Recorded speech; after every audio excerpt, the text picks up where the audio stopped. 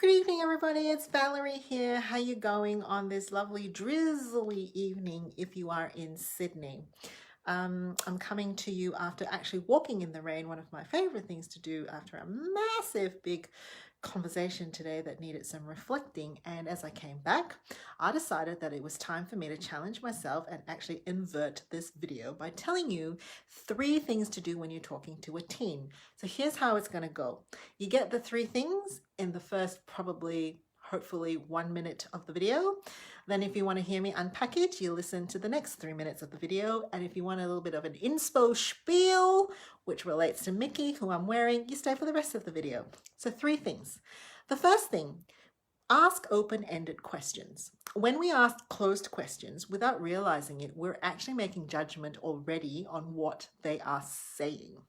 By asking open-ended questions, we actually sit in a space of curiosity and we elicit much more information from our teenager. But beware, open-ended questions does not mean it is an interrogation. So do not sneak attack closed questions as open-ended questions. For example, tell me about how you might think your teachers are actually dumb. That is a sneak attack. So number 1, ask open-ended questions. Number 2, really important, you need to be able to elicit and understand their point of view 100% before you offer up anything to them. Assume nothing. Here's why. By the time a teenager actually has a conversation with you, they've probably talked to 500 teenagers whom they probably don't know. They've also probably missed the bus, spilled tomato sauce on their tie, and walked past the girl that they've had a crush on. And so therefore, there is a bazillion things that is underneath a statement. And so what you want to do is hold back from offering any sagely advice or well-intended interpretations of the event until you are able to 100% articulate the point of view. What this means, articulating the point of view, is being able to say it back to your teen. So what you're saying is this, or what you're feeling is this. Is that what it is? So you want to actually get to the point that by the time you say it, that they have said, yeah, that's it. And haha, you will get that moment when the music comes on and they say, you totally get me, mom or dad. Number 3, I've already forgotten number 3. I'm not very good with the 3-point thing. My number 3 point, oh lordy, what was the number 3 point? I actually wrote it down so that I could remember. Valerie, what was it? Elicit the point of view. Oh, yes, listen for the vulnerability in the message. Here is a tip for all conflict conversations that is emotive and intense. There is usually a vulnerability that is hiding underneath the statement or the issue. Everybody, here it is, people, everybody has a need to know that they are lovable, that they are worthwhile, and that they are enough. And when you are a teenager, you're not quite so sure of those 3 things.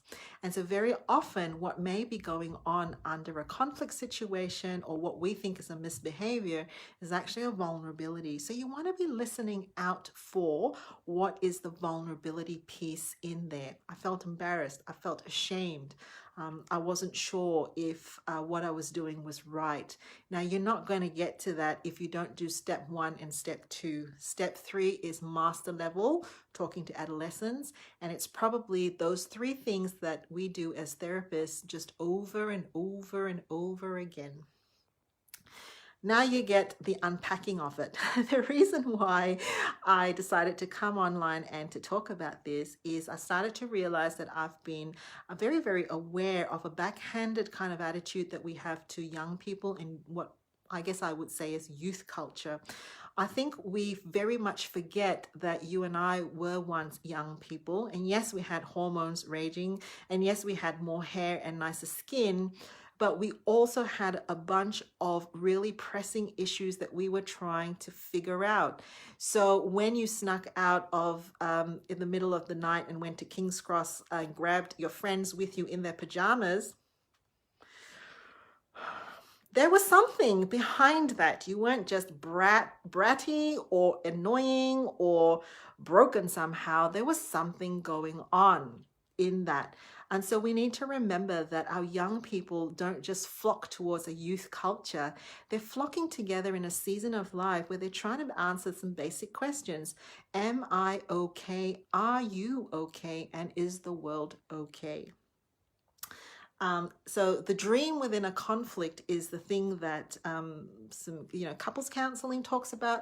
We want to be able to actually get to the point where we listen in, really listen in to that, and not backhand them, because the youth of today are dealing with issues that we possibly didn't think a lot about. The environment, they're thinking about race issues, they're thinking about even politics, what they think of Trump. These are all things that they are faced with because their media and their source of information is social media. And we need to be able to give them a space where they can truly be listened in, because before they let us in to help them to shape how they're coming to their conclusions, they need us. Which now brings me to the last bit, which is the inspo bit. Well done, you who has stayed on. My Facebook Insights will tell me how many have stayed on. I am wearing a Mickey Mouse jumper. Now, if you didn't stay on and if you weren't interested in my point of view, you may have just walked away thinking she's in her pajamas doing a Facebook Live. There she goes again. 50% correct, 50%. But the other 50% is, why does Valerie have a Mickey Mouse jumper pajama top or whatever?